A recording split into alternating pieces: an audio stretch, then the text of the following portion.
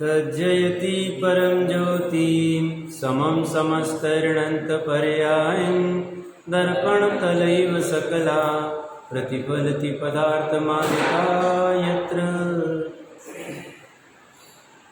ऋषासिद्धोपाय जी महान ग्रंथ विराजमान है। हमारे चंद्र आचार्य देव ने लगभग 1000 वर्ष पहले अपने जैसे निकटवर्ती जीवों के लिए शास्त्र बनाया, ऐसा कहे तो कोई अतिशयोक्ति नहीं होगी। इसमें आत्मा का जो सुखी होने का प्रयोजन है उसकी सिद्धि कैसी होगी उसका उपाय बताया हुआ है। इसलिए शास्त्र का नाम पुरुषार्थ सिद्धि उपाय। पुरुष आत्मा, अर्थ प्रयोजन, सिद्धि प्राप्ति, तो उसकी कैसी प्राप्ति होगी इसी की उपाय की चर्चा चल रही है। अपनी चर्चा प्रोषद उपवास व्रत के ऊपर चल रही थी। 12 व्रतधारी है। ये 12 व्रतधारी कौन जीव है जो चाहता तो है कि सकल पापों का त्याग करो, 5 महाव्रत आदि लूँ, दिगंबरत्व धारण करो, मुनि बन जाओ, बट अपने आप को कमज़ोर पा रहा है और यह जिनागम के विरुद्ध भी कोई भेष धारण नहीं करना चाह रहा है।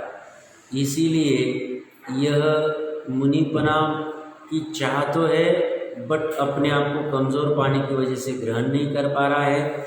और गृहस्थी में भी बिना मर्यादा के, बिना नियम के रहना नहीं चाहता है। गृहस्थी छोड़ी भी नहीं जा रही है, ग्रहण भी नहीं की जा रही है, ऐसी इसकी अवस्था है। मैंने थोड़े समय पहले कहा था कृष्ण के पूर्वभव में वह जब मुनि अवस्था में थे आचार्य के पास में, उसी पे वासुदेव का जीव जो पूर्वभव में वासुदेव मतलब वासुदेव का पूर्वभव का जीव जो पहाड़ के ऊपर आगे पीछे कर रहा था और वह छाव नीचे गिर रही थी। तो जिज्ञासावश एक कृष्ण के जीव ने आचार्य देव को पूछा था क्या चल रहा है, क्या प्रकरण है। तो उन्होंने कहा था यह जीव दुखी है संसार से, गृहस्थी से, जन्म मरण जो भी कुछ होगा, तो इसीलिए मरने के लिए ऊपर पहाड़ पे आया है, यहाँ से कूदने वाला चाह रहा है। बट जैसे ही कूदने जाता है इसे डर लगता है तो वापस पीछे हो रहा है। फिर लगता है नहीं वहाँ भी तो परेशानी है, डरी है, दुखी है, तो ये चलेगा, आगे हो रहा है पीछे हो रहा है, बस यही चक्कर चल रहा है। ऐसी अपनी गृहस्थी है। इसमें बहुत चाह तो बहुत होती कि अभी बैठ के शुद्ध उपयोग आदि अवस्था प्रकट कर लूँ और पंचम काल में होगा तो नहीं, बट मुनि बन के शुभक्ष में चढ़ के केवल ज्ञान करके संसार का नाश करूँ। भावना एक तरफ ये चलती है बट कमजोरी भी साथ में पड़ी हुई। तो ऐसे दोनों अवस्था में काम तो करना ही है। तो इसीलिए यहाँ पे प्रोषद उपास में विस्तार से 10 श्लोकों में चर्चा चली थी। 21 अपेक्षा से महाव्रती है और इसका कैसे कैसे फल क्या मिलता है, 5 महाव्रत कैसे फलते, वो पूरी चर्चा हुई थी। अब इसके बाद में 11वां व्रत कहो, तीसरा शिक्षा व्रत कहो, भोगोपभोग परिमाण व्रत की चर्चा चलेगी। भोग मतलब क्या, उपभोग मतलब क्या, अपनी चर्चा हो गई है, सभी जानते। भोग मतलब जो एक बार भोगा जाए, उपभोग मतलब बार बार भोगा जाए। भोजन आदि एक बार ग्रहण करने के बाद में वही भोजन फिर से नहीं भोगा जा सकता है। वस्त्र आभूषण आदि एक बार भोग के रख के फिर से भोग सकते। ऐसे भोग उपभोग के साधनों में कैसा इसका जीव का परिणाम चलता है, इसके कहने के 6 श्लोक है। और यह सब ये अपनी विशुद्धि के लिए कर रहा है, अपने उपयोग को फ्री करने के लिए कर रहा है। इसके अभी जो भी पाप हो रहे हैं आचार्य देव कहेंगे भोगोभोग संदर्भ में ही होते, और तो कुछ पाप बचे ही नहीं। भोगोभोग को पूर्ण त्याग नहीं कर सकता, इसलिए मुनि नहीं बन रहा है। बट एक देश त्याग तो हो गया है, अब जितना त्याग नहीं हुआ है उतनी हिंसा चल रही है, उसमें कैसी मर्यादा कर सकता है, इसकी चर्चा करने के लिए ये सब 161 नंबर के श्लोक से चर्चा चलेगी। मेरे यहाँ पे 118 नंबर पेज है, 161 नंबर श्लोक है। तीसरा शिक्षा व्रत भोगोपभोग परिमाण की चर्चा चलेगी। यहाँ तक किसी को कोई प्रश्न है पूछ सकते हैं। देखिए 161 नंबर के श्लोक का पाठ कर लेते। भोगोपभोग मूला विरता विरतस्य नान्यतो हिंसा अधिगम्य वस्तु तत्वं स्वशक्तिमपि तावपि त्याज्यो। अन्वयार्थ में कह रहे वीरता वीरतस्य देशव्रती श्रावक को। वीरता अविरतस्य मतलब वीरत मतलब त्याग, अविरत मतलब अत्याग। तो त्याग और अत्याग, संयम और असंयम दोनों साथ में चल रहे। किसके? पांचवें गुणस्थान के। क्यों? स्थावर आदि की हिंसा छूटी नहीं, पांच इंद्रिय विषय और मन के विकल्पों के संदर्भ की हिंसा छूटी नहीं है, पर त्रस की हिंसा छूटी है। त्रस की हिंसा छूटी इस अपेक्षा से विरत, और बाकी की हिंसा छूटी नहीं है इस अपेक्षा से अविरत। इसलिए वीरता वीरतस्य देशव्रती श्रावक को भोगोपभोग मूला, भोग और उपभोग के निमित्त से होने वाली, भोग और उपभोग के निमित्त से होने वाली हिंसा होती है। ये महत्वपूर्ण पढ़ने योग्य। क्या कह रहे हैं? भोग और उपभोग से हिंसा होती है। मतलब हम अगर भक्ष दूध भी पीवे तो हिंसा हो रही, अटपटा लगेगा साहब, भक्ष्य वस्तु है, वहाँ तो कुछ है नहीं, जीव अभक्ष्य तो है नहीं, फिर हिंसा कैसे हो रही? तो कल जो आपने उदाहरण दिया, उत्तर दिया था, उपयोग बाहर लटका हुआ है, तो अपना जो भाव हिंसा हो रही, इसी को हिंसा पहले कह के आ गए, तो हिंसा हो रही अभी छूटेगी नहीं, बट श्रद्धा में इसके पड़ी हुई। तो अभी ये कुछ भोग छूटे नहीं है, बट ये भोगो भोग व्रत में उसमें भी कुछ मर्यादा कर सकता है कि ये चर्चा चलने वाली। क्या कह रहे? हिंसा किसमें होती? भोग को हमें फील भी नहीं होता बहुत बार। हम अगर मतलब वस्त्र को भोगते तो वस्त्र को भोगने में क्या हिंसा हो रही साहब? तो वस्त्र को पहनने का विकल्प, वस्त्र को धोने का विकल्प, वस्त्र को पहनने के बाद में अच्छे से फिटिंग, मतलब ये जो विकल्प चलते हैं उसके संदर्भ में ये विकल्प, ये भाव हिंसा, भाव प्राण। सबसे पहले द्रव्य प्राण का हिंसा होवे न होवे, दूसरे के प्राणों की हिंसा होवे न होवे, हिंसा हो जाए। ये सब चर्चा क्या चल रही है? श्रद्धा और ज्ञान की अपेक्षा से चल रही है। अच्छे समझना, ये कोई हम चारित्र से अभी सभी भोगों को छोड़ नहीं सकते, न उपभोग को छोड़ सकते, बट ज्ञान में होना चाहिए कि ये हमारा चल रहा है। मान लो अभी मोबाइल दिन में हम आधा घंटा भोगते ना, उपभोग करते, मोबाइल तो क्या बार बार भोगा जाता है, तो उसका आधा घंटा एक घंटा भोगते, तो उस समय में भी हिंसा होती, ये कहना चाह रहे। टीवी को भोगते हैं और कुछ भी आप ले लो, हिंसा होती। द्रव्य हिंसा होगी तो होगी भी, मतलब वो तो अलग ही बात है, और भाव हिंसा सबसे पहले हो जाए। तो ये कह रहे हैं भोगोपभोग मूला, भोग और उपभोग के निमित्त से होने वाली हिंसा होती है। अन्यतः न, अन्य प्रकार से नहीं होती, दूसरे प्रकार से हिंसा हो ही नहीं रही है। चींटी को भी हिंसा हो रही है, भोग के और उपभोग के लिए हो रही है। चींटी जो शक्कर को ढूंढ रही है, अब वो तीन इंद्रिय की अवस्था में ज्ञान नहीं कर सकती, बट हम जैसे जीव हिंसा किसे कहते हैं, भोग किसे कहते हैं, उपभोग किसे कहते हैं, इनके निमित्त से हिंसा कैसे होती है, भाव हिंसा अपनी क्या है, अपनी द्रव्य हिंसा क्या है, दूसरों की भाव हिंसा क्या है, दूसरों की, ये पूरा एनालिसिस से अच्छे से समझ सकते हैं जिनागम के आधार से, जो हम प्रयास कर ही रहे। ये समझ के फिर हमारी भूल क्या हो रही है, हमारी हिंसा कैसे हो रही है, हिंसा ही एकमात्र कैसा पाप है, इस पाप से कर्मबंधन कैसे होती, निमित्त नैमित्तिक संबंध से, उन कर्मबंधन से संसार में संसरण कैसे करना पड़ता है, भटकना कैसे पड़ता है, जन्म मरण कैसे करने पड़ते हैं, क्षुधा तृषा कैसे होती है, रोग आदि कैसे होते हैं, बुढ़ापा कैसे आता है, ये सब वो ज्ञान करता है।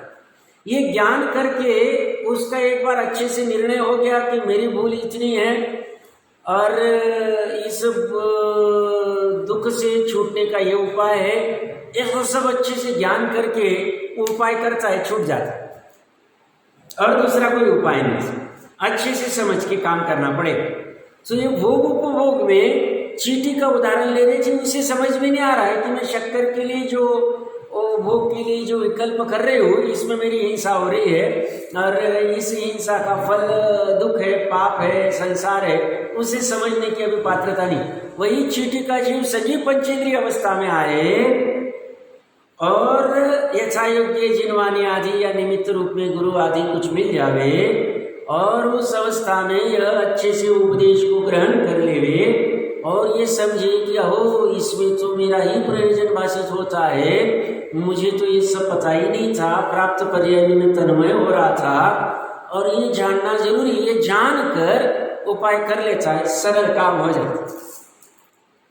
इतना सरल काम करने जाए, नहीं करने जाए तो बड़ा कठिन काम है। तो ये क्या कह रहे हैं, अन्य प्रकार से नहीं होती, किसी से और बाकी किसी से नहीं हो रही। हमारे 24 घंटे जो लोक व्यवहार में काम चलते हैं वो उपभोग के लिए चलते, धन को भोगना है, पांच इंद्रिय विषय को भोगना है, भोग आ गए मतलब उपभोग भी आ गए, राग आ गया मतलब द्वेष भी आ गए, साथ साथ में चलते हैं, निमित्त में उस सूक्ष्मता में पकड़ने की जरूरत। पूरी रात दिन यही चल रहे, अनंत जीव जितने संसार में है अज्ञान अवस्था में इसी में लिप्त हो रहे। बस अपने जैसे कुछ थोड़े बहुत ज्ञानी जीव है जो अपना कुछ कल्याण करना चाहते हैं इस जिनवानी के आलम्बन से और जिनवानी के आमनाय को उर्दू रख के वो जिनवानी को समझते, अपनी भूल को समझते, भूल को ठीक करते, काम हो जाए। बात इतनी सी है। तो ये क्या कह रहे हैं, अन्य प्रकार से नहीं होती है, इसलिए तौ वह दोनों अर्थात भोग और उपभोग अपि भी वस्तु तत्व वस्तु स्वरूप अपि और स्वशक्ति अपनी शक्ति को अधिगम्य जानकर अर्थात अपनी शक्ति अनुसार त्याज्यो छोड़ने योग्य है। क्या छोड़ने योग्य है, भोग और उपभोग। कैसे छोड़ने योग्य है, जानकर। क्या जानकर, अपनी शक्ति को और वस्तु स्वरूप को, वस्तु स्वरूप को और अपनी शक्ति को जानकर, ज्ञान करके, ज्ञान ही प्रत्याख्यान है। त्याग की बात चल रही, छोड़ने की बात चल रही, त्याज्यों की बात चल रही। तो 34वीं गाथा क्या कह रही है समीसार जी की, तुम यथार्थ ज्ञान करोगे तो त्याग हो जाएगा, ज्ञान नहीं करोगे तो त्याग इतना कार्यकारी नहीं। तो पहले जानो क्या छोड़ने योग्य, क्या छोड़ने योग्य नहीं। अब कोई प्रयास करेगा, यहाँ पे इन्होंने क्या कहा, वस्तु स्वरूप और अपनी शक्ति को जानकर। वस्तु स्वरूप को जानकर मतलब क्या कहना चाहते,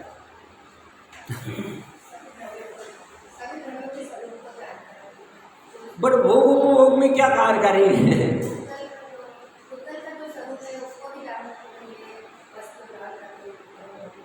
ठीक है, ठीक है, बराबर है। और किसी को प्रयास करना। क्या कह रहे हैं, फिर से पढ़ता हूं मैं, वस्तु स्वरूप और अपनी शक्ति को जानकर शक्ति अनुसार छोड़ो। तो वस्तु स्वरूप को जानकर क्या करेंगे, कोई करना है प्रयास किसी को? बढ़िया बढ़िया बढ़िया। इसी को विस्तार से कैसे कह सकते, दोनों के उत्तर सही है। देखो इसमें क्या है, वस्तु स्वरूप को जानकर मतलब ये ऐसा कहना चाह रहे हैं, अपनी वस्तु स्वरूप को जानो और अपनी वस्तु के जो भी स्वरूप में पड़ा हुआ है उसी से मेरा सब कुछ हो सकता है। साथ में ये वस्तु स्वरूप जानो, एक वस्तु दूसरे वस्तु द्वारा भोगी नहीं जा सकती। बहुत महत्वपूर्ण बात कह रहा हूँ, आप समझ रहे। एक वस्तु दूसरी वस्तु द्वारा भोगी नहीं जा सकती। इस वस्तु स्वरूप को तुम जानो, इसे भली बातें जान लोगे। जब ज्ञान में भाव वासन हो गया है कि पर वस्तु को मैं भोग नहीं सकता है, तो अपने आप पर वस्तु के प्रति का जो उपादेय बुद्धि वाला राग है वो छूट जाए। आप उपादेय बुद्धि वाला राग क्यों कह रहे साहब, बाकी वाला राग क्यों नहीं कह रहे, तो उसके अलावा कौन सा राग है? भरत चक्रवर्ती जी को या अन्य कोई भी चक्रवर्ती, शांतिनाथ कुंथनाथ, किसी का भी नाम ले लो या कोई भी महापुरुष ले लो, सम्यक यानी सम्यक दृष्टि, इनको भली भांति श्रद्धा ज्ञान से पता है कि हम पर वस्तु स्वरूप से पर वस्तु को भोग नहीं सकता है, उन्होंने जान लिया था अच्छे से, बट फिर भी पूर्णता से भोग को छोड़ नहीं पा रहे। क्या कारण था? और फिर भी उन्होंने उपादेय बुद्धि से पर वस्तु के भोग को छोड़ दिया था।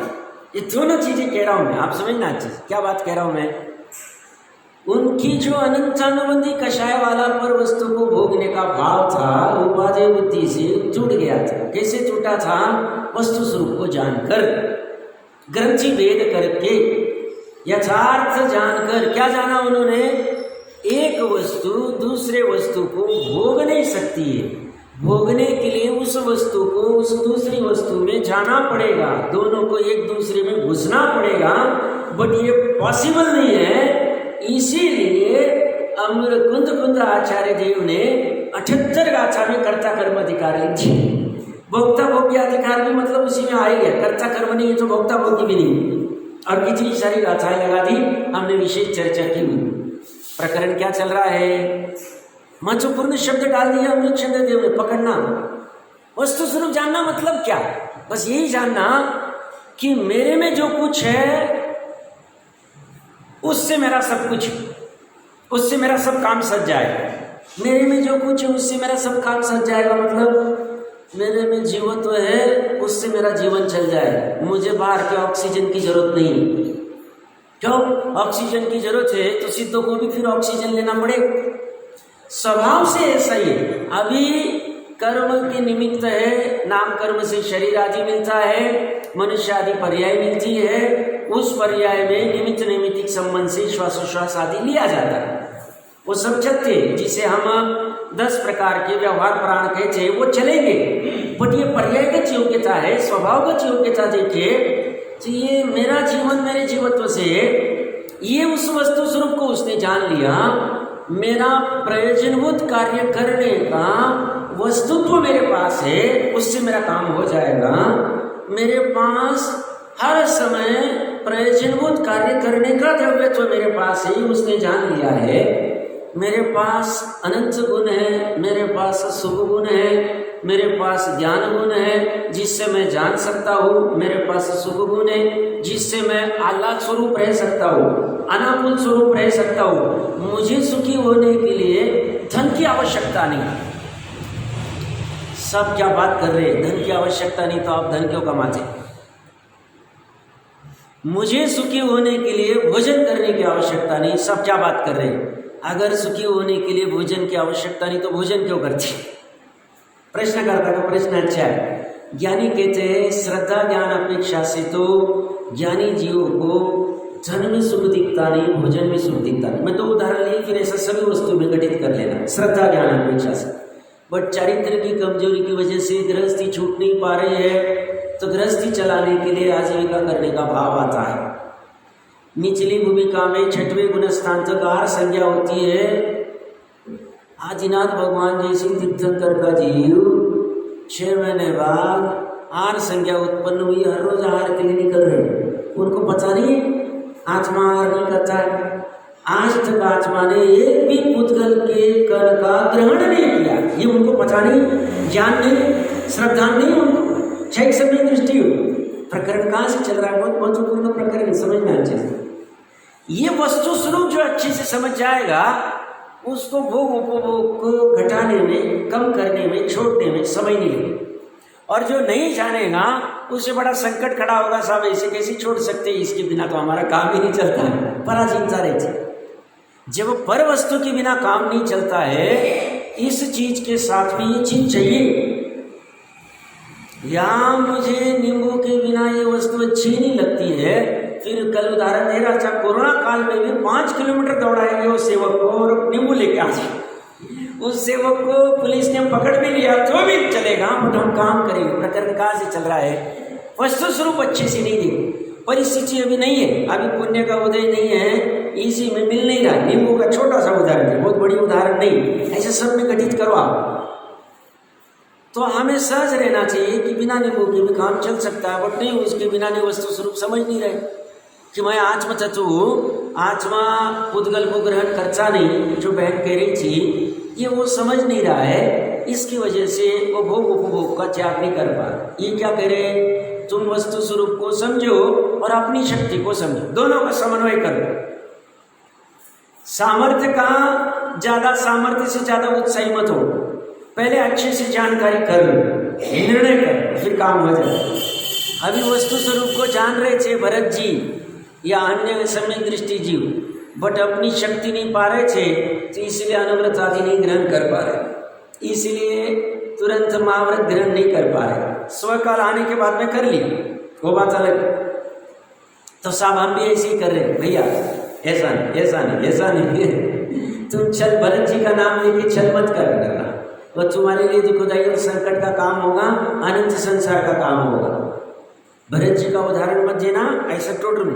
भरत जी की परिणति क्या थी, उनका अंदर का सम्यक ज्ञान सम्यक दर्शन कैसा था, इसमें समझना पड़ेगा। उनका नाम लेके कुछ भी नहीं प्रवृत्ति करना। तुम उपादेय बुद्धि से कर रहे हो, तुम्हारी उपादेय बुद्धि छूटी नहीं है, पहले वो तोड़नी पड़ेगी। वो तोड़ने के लिए तुम्हें ग्रंथि भेद करना पड़ेगा। कौन सी ग्रंथि? मिथ्यात्व की ग्रंथि का भेद करना पड़ेगा। वस्तु स्वरूप क्या जानना है कि मेरे पास मेरी क्रियावती शक्ति है, मेरे पास सब कुछ है जिससे मेरा सब काम चल रहा है, मुझे पराधीन होने की जरूरत नहीं। ये वस्तु स्वरूप जानता है तो मुझे, और दूसरा वस्तु स्वरूप ये भी जानता है पर वस्तु से मुझे कुछ मिल नहीं सकता, कुछ भी मिल नहीं सकता। तो सब भोजन ग्रहण करते तो शरीर में तो जाता है, तो आत्मा में जाता नहीं, एक कण भी नहीं जाता। वस्तु में, वस्तु किसी में जाती नहीं। ये वो वस्तु स्वरूप अच्छी तरह से समझता है। क्या कह रहा हूँ? धन सब हमारी तिजोरी में पड़ा है, हमारा नहीं, आत्मा में घुसा ही नहीं। आत्मा का कब कहाँ जाएगा? वो आत्मामय हो जाए या आत्मा उसमय हो जाए। तो धन कमाना कि नहीं कमाना ये चर्चा नहीं चल रही। धन कमाना यह हमारा स्वरूप है, ऐसा भ्रम घातक है, उसको जानकर छोड़ देना चाहिए। हमारा ये अगर स्वरूप रहता था, आत्मा का स्वरूप धन कमाना रहता था, हम आत्मा है ऐसा ज्ञानी जी बार बार कह रहे, धन कमाना आत्मा का स्वरूप रहता था, तो भोग भूमि वाले भी धन कमाते थे, देव भी धन कमाते थे, नारकी भी धन कमाते थे। सब नारकी और देव को देखा नहीं, भोग भूमि देखा नहीं, वो बात मत करो। जो प्रत्यक्ष प्रमाण है हम उसी को मानते हैं। तिरेंज भी धन कमाते थे। तिरेंज को जीने के लिए क्या धन कमाने की आवश्यकता है?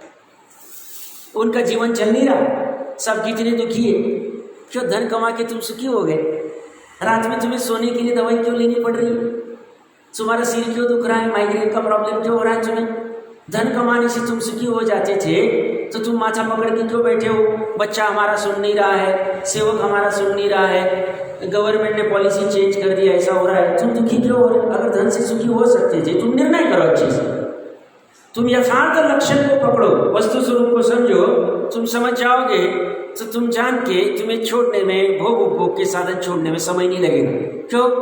ये धन आदि, द्विपद चतुष्पद, सेवक आदि, सोना चांदी, ये सब भोग उपभोग के साधन, और इनको छोड़ने की बात चल रही, घटाने की बात चल रही। परिग्रह में तुम विस्तार से चर्चा करके आ गए। हम परिग्रह परिमाण में, वृक्ष में हम चर्चा करके आ गए। ये बहुत जरूरी वस्तु स्वरूप जानना। इसलिए गजब की गाथा है 34 नंबर की, ज्ञान ही प्रत्याख्यान है। ज्ञान से ही त्याग होता है। जो अपने को आश्चर्य होता है ना, सब वो जो बंधुमती का पिता था, 1 सेकंड में जैन धर्म के लिए 108 अरब कैसे छोड़ सकता? उसके पास ज्ञान था। जैन धर्म क्या है इसका ज्ञान था उसके पास, उसकी क्या महिमा थी उसे पता था। इसलिए उसके लिए कोई बहुत बड़ा काम नहीं था, उसके लिए वो तुच्छ था, मिट्टी समान, धूल समान था 108 अरब पैसा। क्यों? क्योंकि उसे पता है जैन धर्म क्या है और जैन धर्म ने मुझे क्या दिया, ये उसको पता था। इतनी ग्राड़ी दृढ़ता थी, इसलिए कोई बहुत बड़ी बात नहीं होती। ऐसी जिसे वस्तु स्वरूप समझ में आ गया, उसको ये धन आदि की आसक्ति छोड़ना, पांच इंद्रिय विषय की आसक्ति छोड़ना, कषाय को छोड़ना पर द्रव्य के लिए बहुत बड़ी बात नहीं। 1000 साल पहले लिखे गए अमृत चंद्र देव बहुत महत्वपूर्ण बात लिखे गए। क्या इसलिए विचार नहीं कहा? अपनी शक्ति को जानकर, वस्तु स्वरूप भी जान। तुम भोग सकते हो कि नहीं भोग सकते? हम अभी इस सीजन में पर्टिकुलर 3-4 महीने आते हैं। अभी तो क्या कोल्ड स्टोरेज में रखते तो 12 ही महीने आम मिल सकते हैं, बट सामान्यतः ये सीजन होता है। आम की एक बूंद को भी हमने भोगा क्यों? विचार करना, आज के लिए होमवर्क लेना।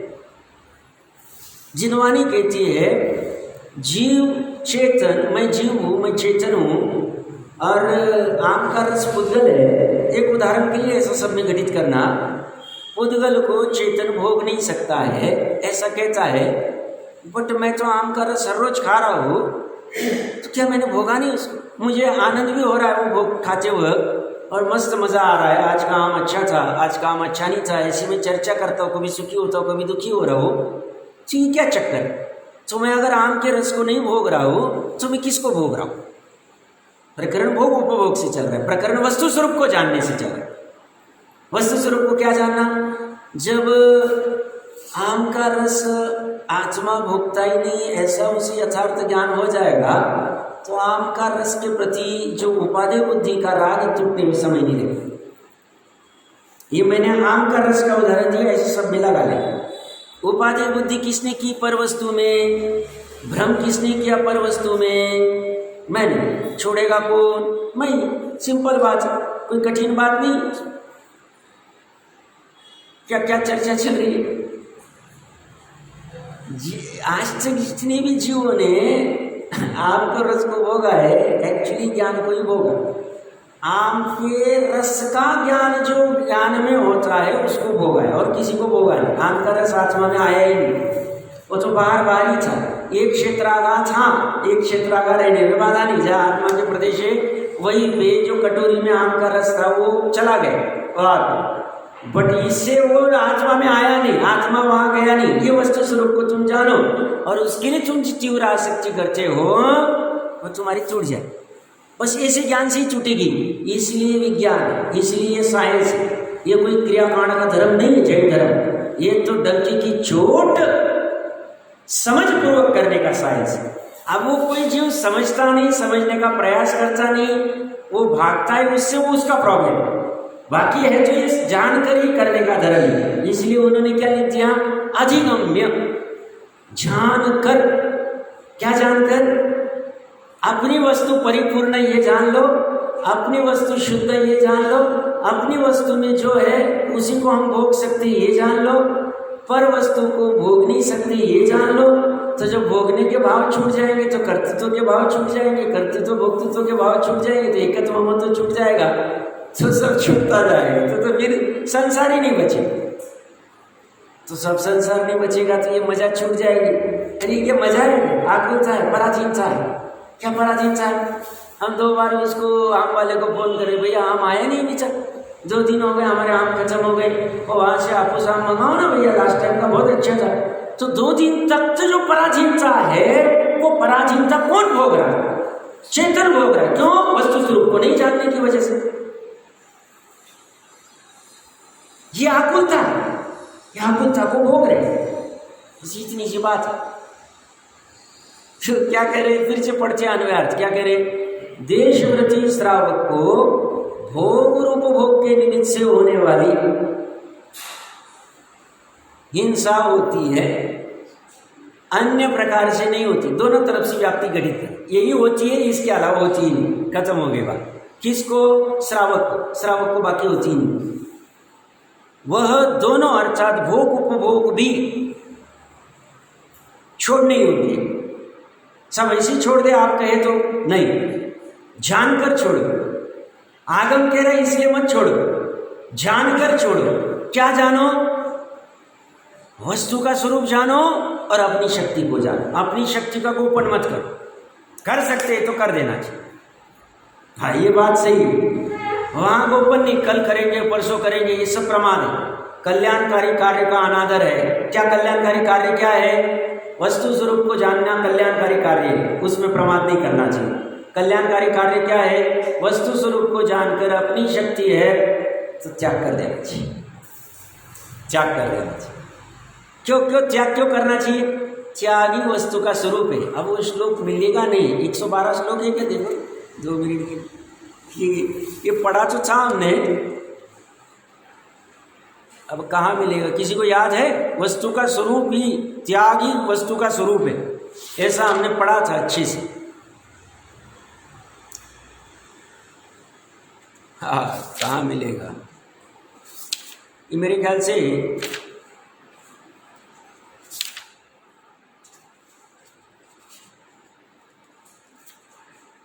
ठीक है, बाद में देख लेंगे, बट हमने ये पढ़ा हुआ है, मुझे याद है। तो ये क्या कह रहे? वस्तु का स्वरूप त्याग स्वरूप है, तो त्याग करना ही वस्तु का जब स्वरूप है तो हमें सब कुछ त्याग करना है। तो सब त्याग हो जाएगा तो क्या रह जाएगा? अपना आत्मा रह जाएगा, और अपना आत्मा ही सब कुछ है। ये कह के अपनी शक्ति को जानकर अपनी शक्ति अनुसार छोड़ना योग्य, अपनी शक्ति जाननी चाहिए, गोपन नहीं करना चाहिए। टीका, वीरता वीरतस्य भोगोपभोग मूला हिंसा भवति अन्यतः न इति हेतो भावकेण वस्तुतत्वम् अधिगम्य तथा स्वशक्ति अपि अधिगम्य तौ अपि भोगोपभोगो अपि त्याज्यो। व्रत और अव्रत के धारी देशव्रती श्रावक को, मतलब देशव्रती को व्रती और अव्रती, संयम असंयम दोनों कहते हैं, ऐसे श्रावक को भोग और उपभोग पदार्थों संबंधी हिंसा होती है, किंतु अन्य प्रकार की कोई दूसरी हिंसा नहीं होती। इसलिए वस्तु स्वरूप जानकर, अर्थात इस वस्तु के भोगने में इतना दोष है, यह वस्तु भक्ष्य है, यह वस्तु अभक्ष्य है, ऐसा विचार करके तथा अपनी शक्ति अर्थात शरीर और परिणामों की शक्ति को जानकर जितना बन सके उतना भोग परिमाण करके शेष का त्याग कर देना चाहिए। ये त्याग किससे होगा? मन वचन काय से। मन वचन काय का त्याग क्या है? व्यवहार चारित्र। व्यवहार चारित्र की स्थापना कर रहे, निश्चय चारित्र होगा, काम उसी से होगा, बट व्यवहार चारित्र पूर्वक होगा। व्यवहार सम्यक दर्शन ज्ञान चारित्र, व्यवहार सम्यक दर्शन ज्ञान क्षेत्र में 7 तत्व होगा, ज्ञान श्रद्धा, और व्यवहार चारित्र में ये करो चुन क्या, भोग उपभोग को जितना बन सके उतना परिमाण करो, त्याग करो, जो छोड़ने योग्य वो छोड़ दो, जितना घटा सकते उतना घटाओ। ये महत्वपूर्ण बात क्या है? इस वस्तु के भोगने में इतना दोष है, यह वस्तु भक्ष्य है, यह वस्तु अभक्ष्य है, ऐसा विचार करके, ये विवेक की बात कर रहे। बहुत सी जीवों को विवेक नहीं होता है। ये विवेक कहाँ से आएगा? आगम के सेवन से आएगा। आगम के सेवन से मतलब आगम हर चीज नहीं कहेगा, आगम ने कह दिया है ये सब प्रतिष्ठित, अभी आएगा आगे के श्लोक में, ये सब प्रतिष्ठित का लक्षण है, अप्रतिष्ठित का लक्षण है। ऐसे लक्षण रहेंगे तो इसके आधार से निगोदी जीव है, बहुघात होता है, ये अभक्ष्य वस्तु है, ये महापाप के कारण है, इसका नहीं सेवन करना चाहिए, ऐसा आगम ने कह दिया है। इसके पास ऐसा विचार शक्ति आ गई, इसने ज्ञान कर ली, तो ये बाजार में भी खरीदने जाएगा तो ये विवेक लगाएगा। ये ऐसे ही बावले के जैसा जाएगा नहीं, सब कुछ काम ये उसी तरह से करे। ये देखेगा ये वस्तु अभक्ष्य है, इसमें अपना पाप हिंसा होगी, पाप होगा, उदय में भोग, अपने को दुख होगा, नहीं करना, छोड़ काम। ये जाना उसको, काम कर दिया, काम होगा। ये डायरेक्ट ऐसा गीजर लगाते हैं, पानी आता है तो गीजर में अग्नि से वो तरस खाई के जीव मर जाते हैं, अपने को नहीं लगा। शावर में डायरेक्ट अनछना पानी आता है, अपने को नहीं कर, छोड़ दे, फटाफट फटाफट। ये क्या करेगा? वस्तु स्वरूप जानकर इस वस्तु के भोगने में इतना दोष है, इस वस्तु यह भक्ष्य है, यह अभक्ष्य वस्तु, ये सब जान फटाफट कर। जैसे हमने धार्मिक आयोजन किया था शिविर, तो अपने को पता है अनछना पानी यूज होता है कूलर में, हम नहीं करेंगे, हम फैन में रह जाए, 2 घंटा सहन कर लेंगे। हमें परिचय जय करना है, मुनिराज इतना परिचय जय करते हैं, उनके पास तो कुछ भी नहीं, फैन भी नहीं है, कुछ भी नहीं है, तो अपन कर सकते फटाफट, टाइम नहीं लगना चाहिए, सबका एक मत हो जाए, हाँ करेंगे, धर्म के लिए करेंगे। ये भी व्यवहार धर्म है, इससे भी विशुद्धि मानो। आप कोई कहेगा साहब स्वामी जी क्या कहेंगे और आप क्या कह रहे हैं? भैया मैं कुछ अपने मन का नहीं, अमृतचंद्र जो कह रहे मैं कह रहा हूँ, हम आगम के आधार से ही जाते हैं। और स्वामी जी भी अमृतचंद्र को मानते थे, तो वो भी मानेंगे हाँ व्यवहार धर्म भी किसी अपेक्षा से किसी को प्रयोजनवान है। समझ में आ रहा है मैं क्या कह रहा हूँ? पकड़ना आप क्यों अनछना पानी में तरह जीव की हिंसा होती? हम वहाँ धर्म की चर्चा सुनेंगे, आत्मा की चर्चा सुनेंगे, और हिंसा कैसे करेंगे? सब फैन में भी होती है, उतने में भी अग्नि काय की थोड़ी तो हो सकती, बट वहाँ त्रस जीवों की जो हिंसा नहीं हो रही, त्रस जीव की हिंसा में हमें बहुत डर लगता है, क्योंकि 1 लाख छड़े घड़े जल को हिंसा करने में जितने जल का एक जीव की हिंसा होती है, उतने एक तरस जो इंद्रिय की जीव की हिंसा है। अभी आप कल्पना करो, तो धर्म को ग्रहण करना है तो ये सब करना पड़ेगा। प्रारंभिक भूमिका में है भिगाना पड़ेगा, हृदय को भिगाना पड़ेगा, ये सब करना पड़ेगा उसकी। तो क्या प्रकरण कहाँ से चल रहा है? इस वस्तु वो हर जगह अपनी बुद्धि लगाता है, विवेक कोई भी चीज कुछ खर्चा है नहीं, ये इसका ऐसा नहीं करना, इसमें ज़्यादा हिंसा हो सकती, इसमें ये हो सकता लगा सब, इसमें तो माचा खराब होगा, फिर धन कब कराएंगे, 5 इंद्रिय विषय कब होंगे। भैया अनादि काल से पंच परावर्तन पढ़ लेना, बहुत बार भोग चुका है तो यही तूने काम नहीं किया इसलिए तेरा काम नहीं हो रहा है। तो ये जब काम करता है तो तेरा उपयोग भटकता नहीं, तेरा उपयोग इस विचार में रहता है तो मर्यादा में आता है, विशुद्धि में आता है, और फिर धीरे धीरे धीरे धीरे तत्व समझेगा, तत्व समझ के पूरी वस्तु को ग्रहण करके तेरा काम हो जाएगा। दूसरा उपाय नहीं, तुम शॉर्टकट तुम चाहो कि जैसे समझ शिखर गए या कहीं गिरनार जी गए, रोप वे से फटाक से 2 मिनट में ऊपर चले गए, या चार्टर प्लेन से फटाक से वहां उतर गए, 10 मिनट में दर्शन करके निकल के आ गए। अब भैया उसमें उतनी भक्ति नहीं होगी जितनी भक्ति तुम नीचे से पूरा चलते जाओगे, 6-8 घंटे प्रॉपर यत्नापूर्वक सब करोगे, उसमें तुम्हारा जो भाव भाषण या विशुद्धि होगी वो विशुद्धि तुम्हारे फ्लाइट से नहीं होगी, तुम्हारे रोपवे से नहीं होगी। ऐसे ही यहाँ पे करना पड़ेगा तुम्हारी भूमिका अनुसार। तुम्हारी भरत जी जैसी ताकत है, मुनिपना अंगीकार करके तुरंत शपथ से नहीं तो कर लो, बट वो तुम्हारी ताकत है जो तुम्हें फिर क्रम से सब करना पड़ेगा। तो यहाँ ये कह रहे हैं इस वस्तु के भोगने में इतना दोष है, ये वस्तु भक्ष है, ये वस्तु अभक्ष है, ऐसा विचार करके तथा अपनी शक्ति अर्थात शरीर और परिणामों की शक्ति को जानकर जितना बन सके उतना भोगो भोग परिमाण करके शेष का त्याग करना है। अब कोई कहेगा सब जितना बन सके बनना, तो क्या फिर 5वें गुण स्थान वाला अभक्ष भी सेवन कर सकता है? भैया कैसी बात कर रहे हो?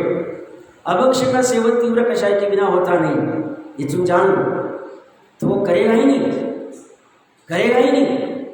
अर्थ का अनर्थ नहीं करना चाहिए। ये कह रहे हैं ये वस्तु अभक्ष है, ऐसा विचार करके ये छोड़ देते, त्याग कर देते, सब शेष का त्याग कर, तो थोड़ा तो चलेगा ना? नहीं, अभक्ष में टोटल नहीं चलेगा।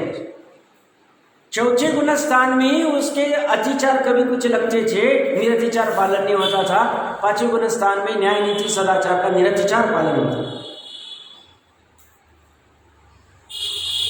भक्ष्याभक्ष की चर्चा विस्तार से हो गई, इसलिए मैं करूँगा नहीं, क्योंकि हमने पूर्व में ही कर ली थी जहाँ प्रकरण पाया था। यहाँ पे भी वैसे तो वही चर्चा है।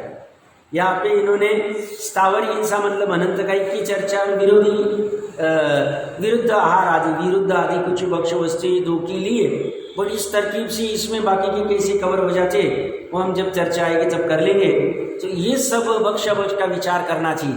जैसे 2-5 मिनट में कुछ चीज़ें ले लेता हूँ। अभी इसमें परिमाण कैसे करता है, जैसे ये वस्त्र इतनी जोड़ी रखेंगे, हमने चर्चा कर ली थी, जेवर इतना रखेंगे, धन इतनी मर्यादा, इससे ज़्यादा हम कमाएंगे नहीं, बस अभी 10 करोड़ तो जिसमें होते तब तक कमाएंगे, इसके बाद नहीं कमाएंगे, या बच्चे अपने काम में लग जाए फिर हम छोड़ देंगे, हमारा ये नहीं करेंगे। आज सेवक इतनी रखेंगे, इतनी घर रखेंगे, अपना एक रहता घर और एक वीकेंड होम या फार्म हाउस रहेगा, या एक आध इन्वेस्टमेंट इंदौर में रहे, इससे ज़्यादा करेंगे नहीं हम। क्यों? उसके आधार से भी हिंसा होती। सब हिंसा कैसी होती है? उसके संदर्भ में विकल्प चलते रहे, वो परिग्रह हम उसको अपना घर मानते, तो उस घर का विकल्प जो भाव हिंसा हमारी निरंतर चल रही, निरंतर चलती, निरंतर। हमें दाल भात बनाने का विकल्प आया, ये हमारी भाव हिंसा हो। दाल भात खाने का विकल्प आया, भोजन भोग की वस्तु, हमें कपड़ा बर्तन खरीदने का या पहनने का या ये करने का भाव आया, भाव हिंसा चलती निरंतर। ये वस्तु स्वरूप है, इससे डरने की जरूरत नहीं, वस्तु स्वरूप का ज्ञान करने की जरूरत है, और ज्ञान से समाधान हो जाए। तो ये खेत आदि ये सब के संदर्भ में विकल्प चलते रहते, तो उसमें किसकी कितनी मर्यादा कर सकते वो देख लेना चाहिए। बाकी ये वस्तु अभक्ष है, तो उस अभक्ष वस्तु का टोटली त्याग करने का भाव रखना चाहिए। भाव रखना इसलिए कमजोर मैं कह रहा हूँ, अभी इतने सारे अभक्ष का फैलाव हो गया है, कौन कितना कर पाएगा, हर एक ने अपनी अपनी शक्ति सामर्थ्य देखना चाहिए। बाकी ये तो बार बार कह रहे, बार बार कह रहे, ये पूरी भोगो भोग में अभक्ष भक्ष की चर्चा चली। अब जब स्थावर आदि की चर्चा चलेगी तो बोल दूंगा मैं, तब चलेगी। तो जैसे सिल्क के कपड़े हम नहीं पहने, हमें लगा पता नहीं इसमें सिल्क यूज़ किया है कि हम नहीं पहने, क्योंकि सिल्क के कपड़े कैसे तरह का घात करके बनते, ये एक एक का नॉलेज करके हम कर लें। ये इसको जानकर हम अपनी शक्ति का गोपन न करते हुए कर देंगे। जैसे ये बाजार की चीज़ें अगर कोई ग्रहण करता होगा तो ये एटलीस्ट इतना अमृत चंद्रदेव अपने लिए करके गए, इसका ज्ञान करके छोड़ने का भावना रखनी चाहिए। जैसे बाजार के कोई मैगी खाते होंगे लाके घर पे, या रेडीमेड मैगी, बाहर के पापड़ लाके खाते होंगे, पापड़ खींचे कौन बनाएगा घर पे, 24 घंटे के ऊपर इनकी मर्यादा नहीं होती है। बाहर की मिठाइयाँ खाते होंगे, सब मेहमान आते हैं तो मिठाइयाँ तो रखनी पड़ती है, घर पे कौन बनाएगा, तो तुम्हारा निर्णय करो। ये भक्ष्य अभक्ष्य का ऐसा ज्ञान करता है, वह अभक्ष्य है वस्तु, कैसी बनाई है, कौन सी वस्तु से, कुछ भी पता नहीं।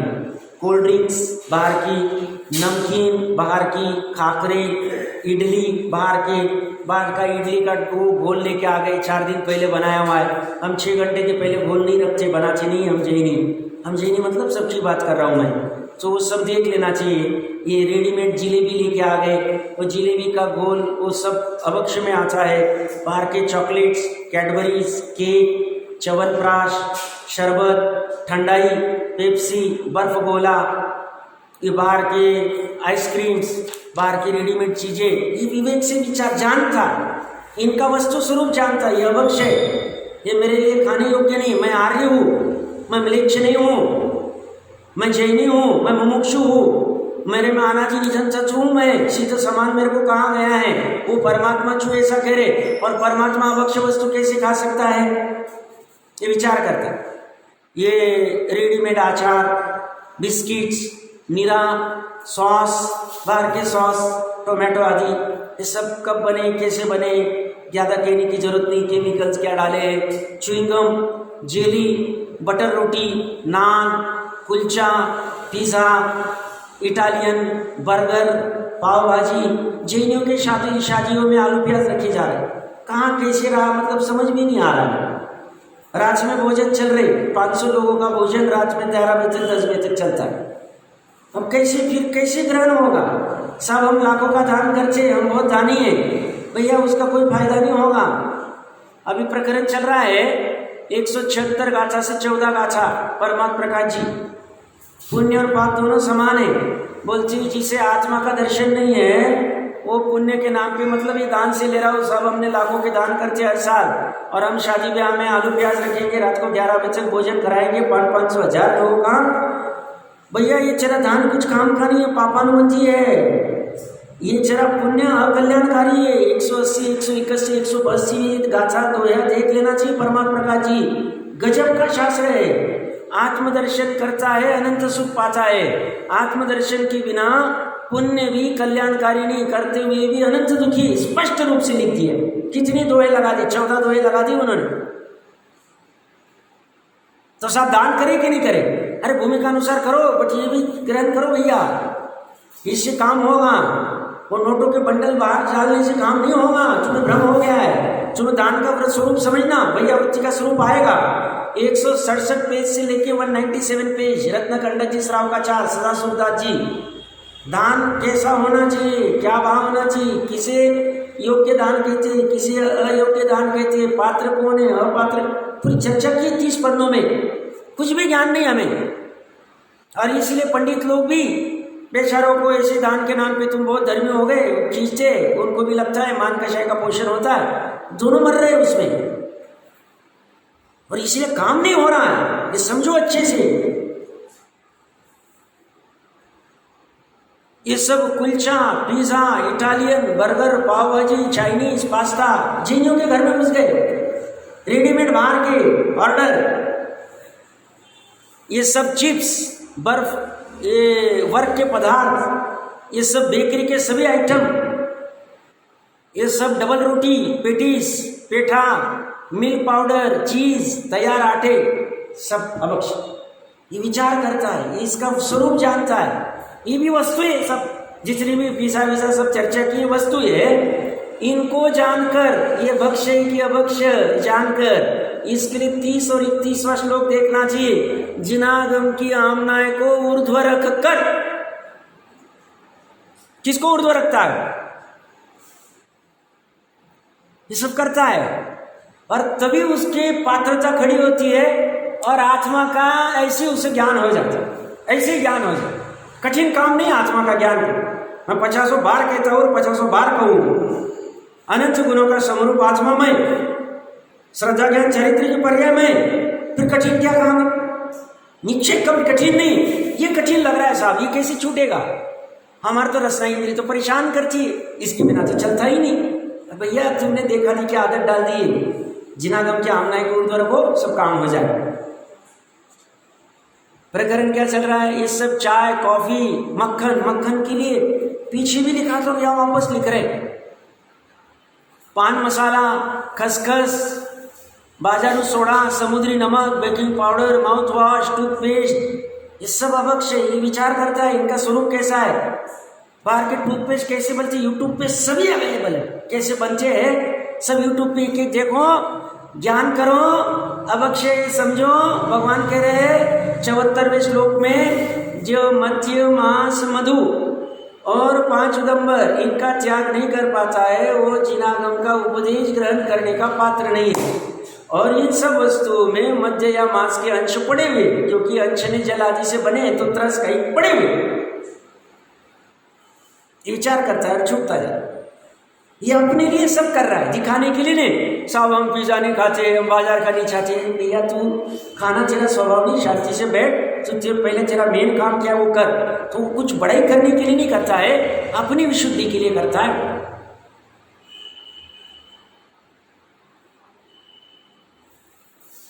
ये तालाब, स्विमिंग पूल में, वाटरफॉल में, शावर में नहाना, बर्फादी पे स्केटिंग करना, वो सब जीव है, जल के जीव है।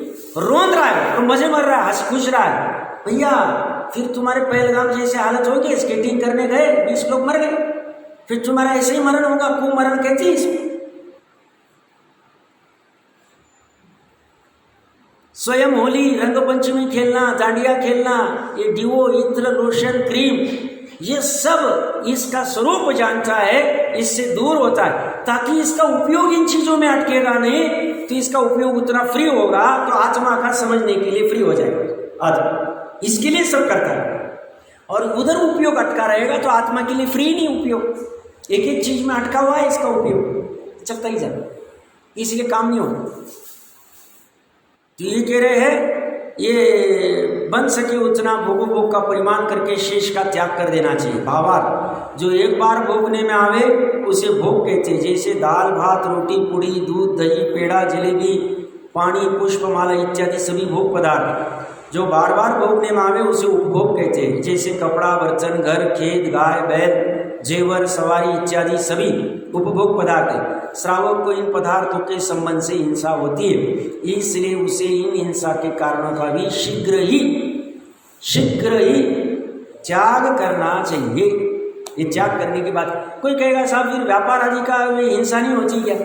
व्यापार आदि के धन कमा के पांचेंद्रिय के भोग उपभोग के लिए कमाता है, तो उसमें वो गर्भी थी, तो इसलिए ऐसे व्यापार भी नहीं करता है कि जिससे तीव्र हिंसा आदि हो, और उसके निमित्त से ऐसे भोग उपभोग भी उसको चाहता नहीं है।